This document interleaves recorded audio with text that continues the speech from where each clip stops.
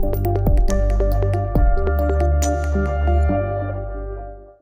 morning, everyone.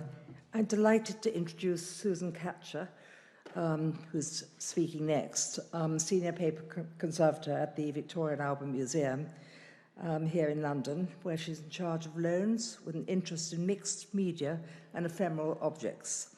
She also specialises in East Asian art. She'll now give a brief overview of the history of papermaking. Thank you, Susan.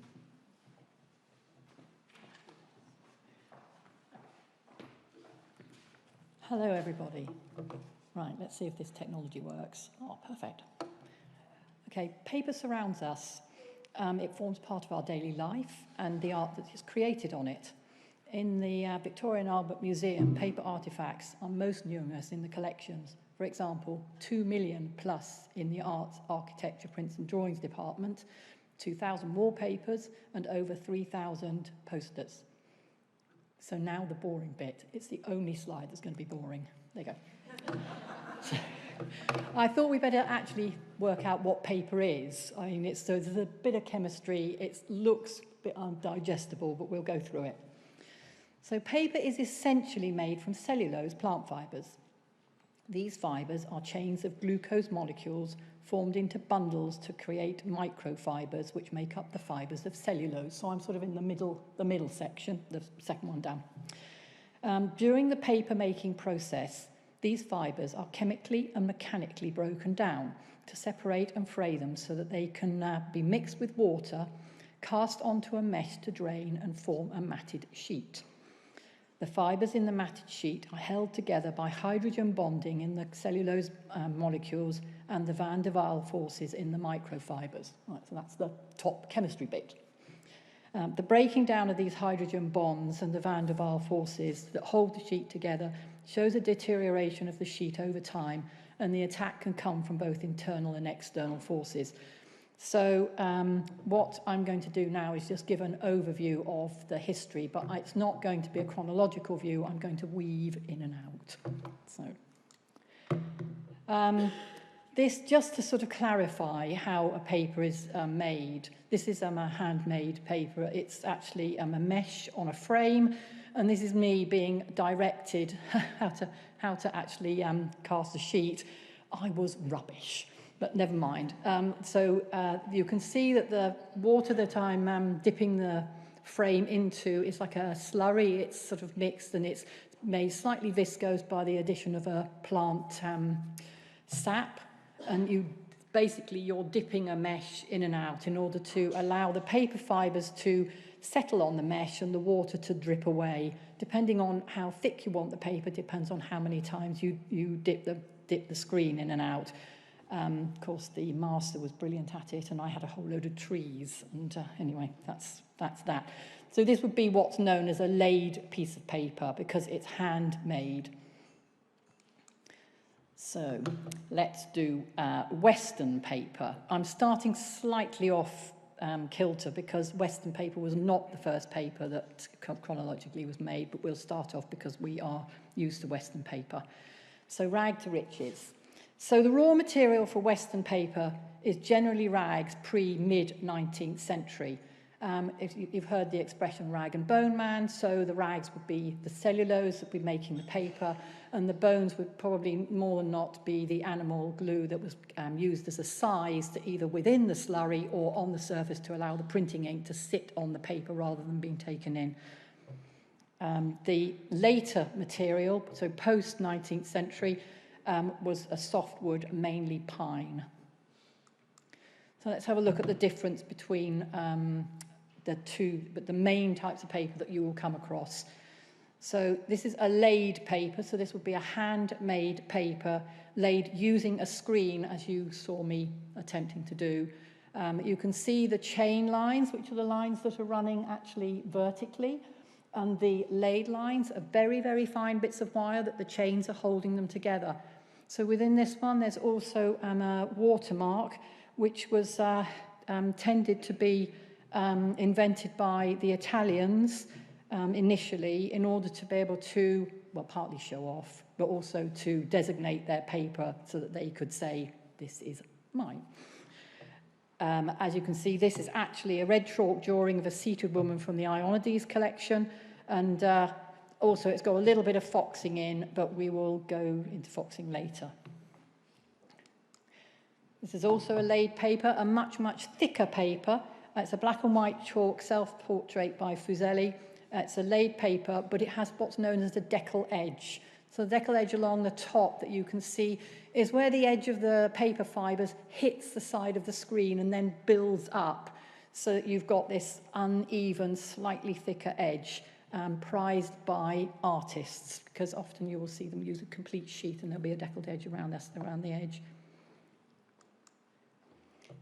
A wove paper. So with the advent of mechanisation, the paper was, of course, chopped up, made the fibres made smaller. Although at this point, this is a Beatrix Potter Bat watercolour. I'm not very keen on Beatrix Potter, but I do like this.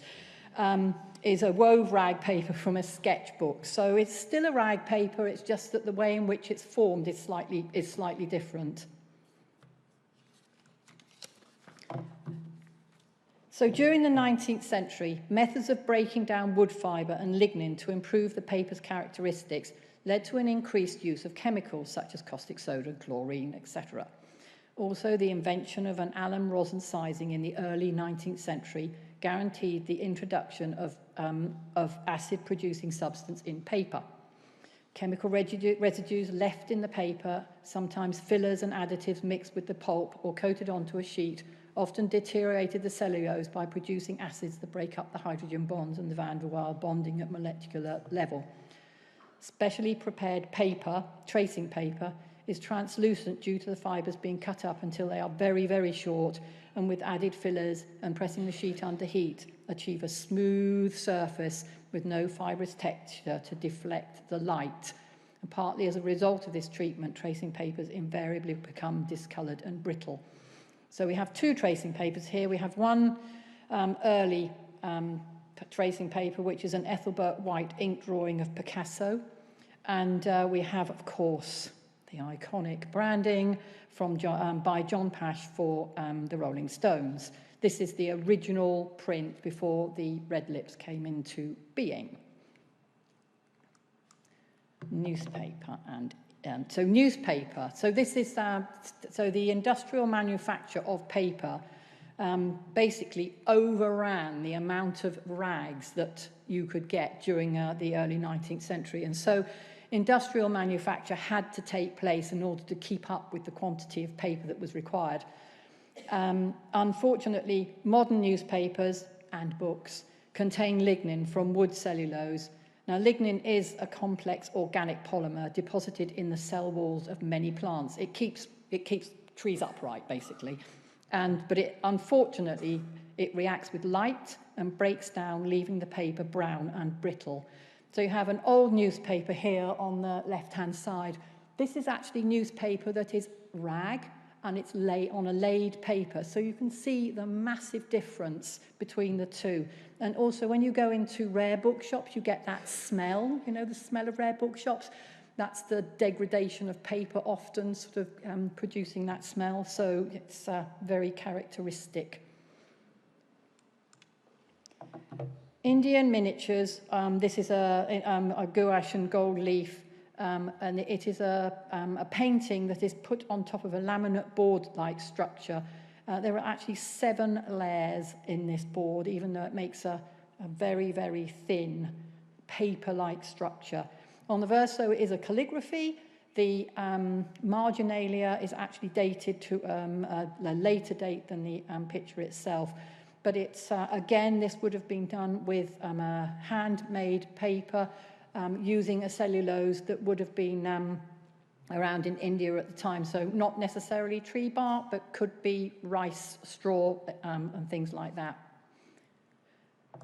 Now let's get on to my better subject, Eastern paper. I know what I'm talking about. So Eastern paper is more often than not made by hand, using plant fibres derived from bamboo, rice straw, and tree bark.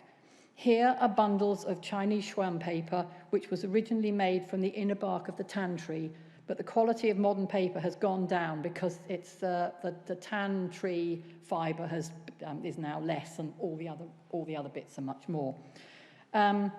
The paper was invented. It was discovered to be in 8th century China, although Korea also has a claim to this, by somebody called Chai Lun, who was in the imperial court using old rags, tree barks, and fishing nets. In fact, the recorded time for him was it's AD 105, which is remarkably early, considering it didn't reach the European market until about the 11th century.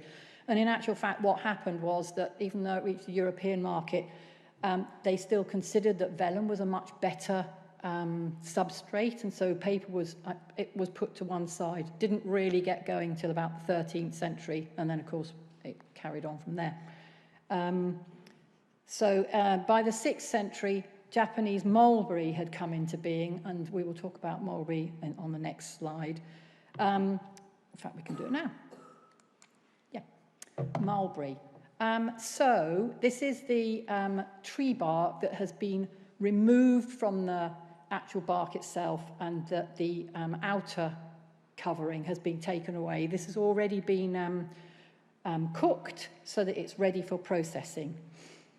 It forms what's known as kozo paper, which is valued for its strength and can form very thin paper sheets as well as a thicker printed paper.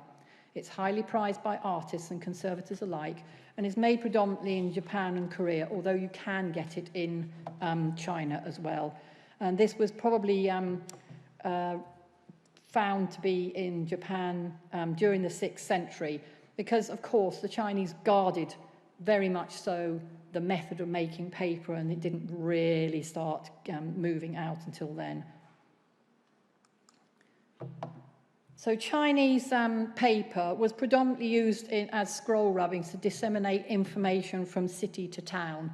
So on the right-hand side, we have stone rubbings, which is how the information was mainly disseminated. There would have been a stone, and they would have actually done the rubbing and then taken it to whatever cities, towns, and whatever, to be able to get the information, whatever laws were being passed. And then on the left-hand side is a juniper tree, which has been is an ink drawing. It's used as dry art as opposed to wet.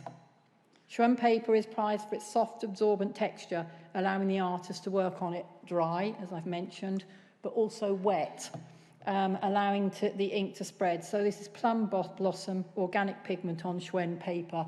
And you can see that the wet areas are where the leaves are, so it's wet on wet. And then you've got a drier brush. So it's very, very versatile. Here we got a kozo paper, view of Mount Fuji, Hokusai, very, very characteristic.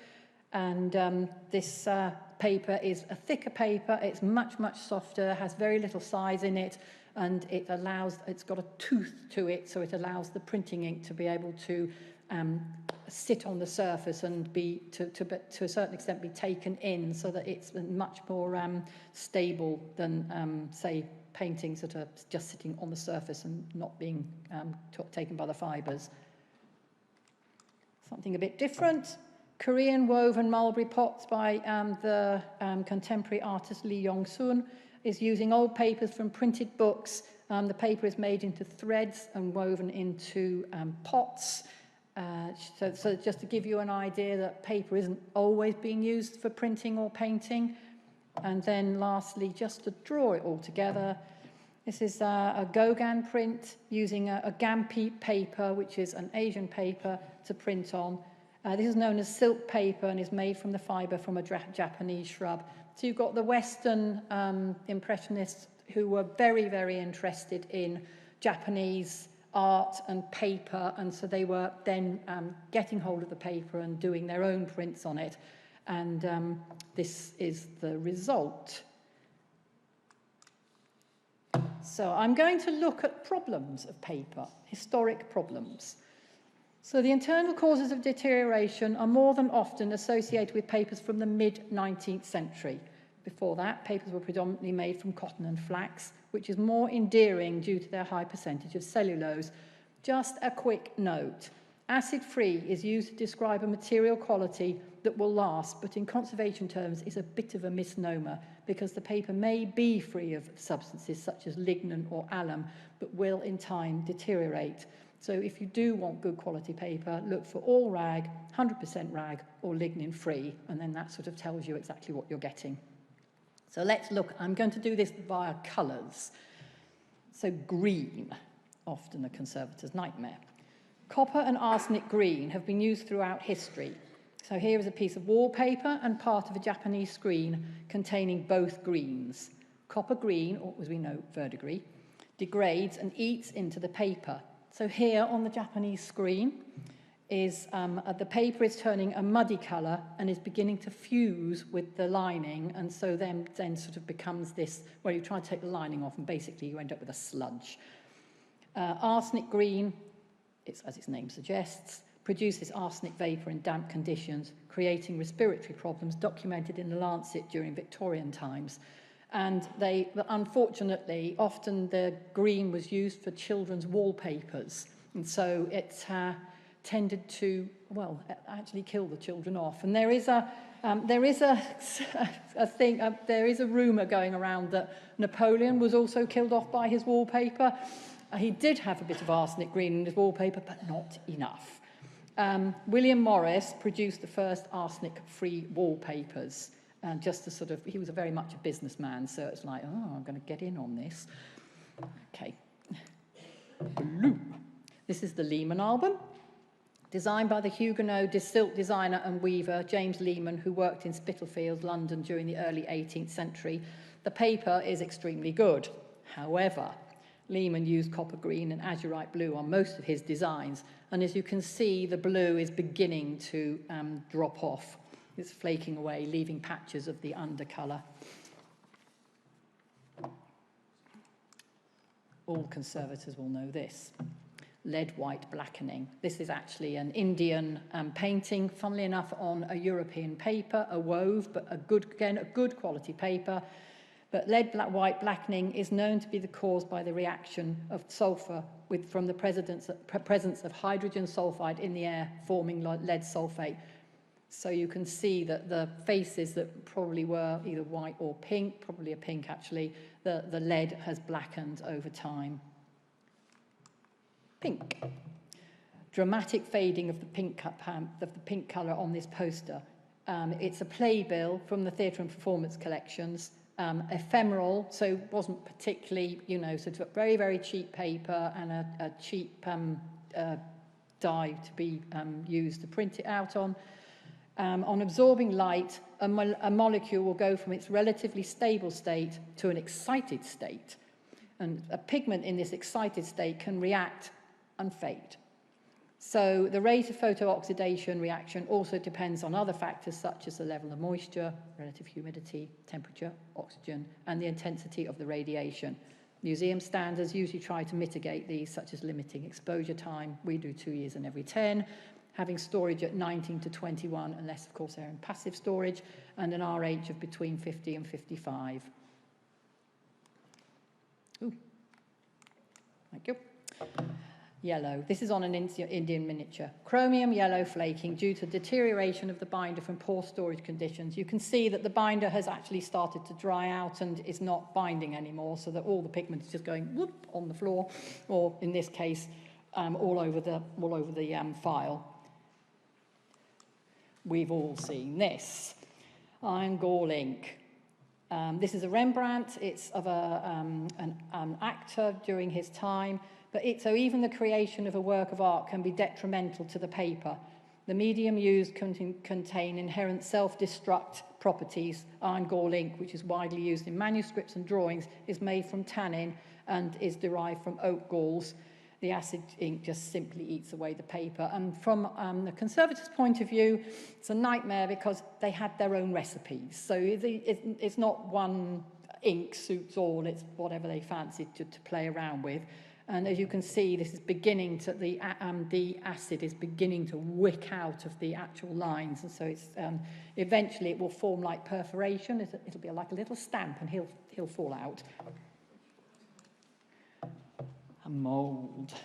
Okay, a consequence of storing paper in damp environments is the growth of mould, which loves to feed off sizing in paper or even off some types of pigment bindings such as animal glue. This architectural drawing from the Matcham archives shows the paper eaten away. The firm of Frank Matcham, 1854 to 1920, who was considered the most prolific architect of his generation, and he still has surviving theatres which include the London Coliseum and the Hippodrome. Unfortunately, the archive became water damaged after being stored in a barn for 40 years. The paper is actually extremely good, but the mould damage is extensive and has produced the characteristic black and green surface mould, which is usually possible to remove, although in this case, the pink and yellow stains, which are invariably impossible. Mould feeds on nutrients and gelatin and starch sizes in the paper, and the loss of these renders the paper very soft and vulnerable to physical damage. Okay, now I'm going to go to structural problems that we tend to cause. Mount Burn. This is a Liechtenstein collars and drawing and a Paul Nash print. The brown line corresponds to where the edge of poor quality paper and deterioration card mount has been in contact with the paper, resulting in acid staining of the paper. Although more costly, a pure rag board instead would have actually avoided this damage. Insect damage. Inadequate housekeeping and damp conditions can provide the right conditions for insect damage, such as book lice and silverfish, as can be seen on. This is the back of the Indian miniature that you saw previously. They've eaten through the laminated structure, and they can leave behind either frass or either on the surface or within the holes. This is our theatre playbill again. Repair of mounting works with contact adhesive tape is false economy. Invariably, the adhesive lost in their plasticizers, and this leads them to hardening and yellowing. They become difficult to remove and often staining the paper, as well as losing effective support. Water damage.